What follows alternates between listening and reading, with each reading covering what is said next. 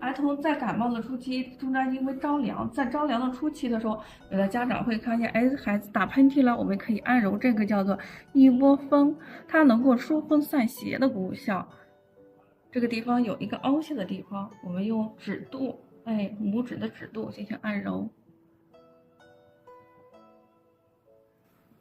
就是儿童为什么每次治疗，哎，你到医院就诊的时候，治疗儿童这个呼吸道疾病的时候，中医的大夫会问你孩子大便怎么样，就是因为肺与大肠相表里，如果大便通畅了的话，这个肺热就容易往下走，我们可以推大肠经。大肠经的话，从这个地方一直到指尖，哎，离心，从向这个方向进行清大肠。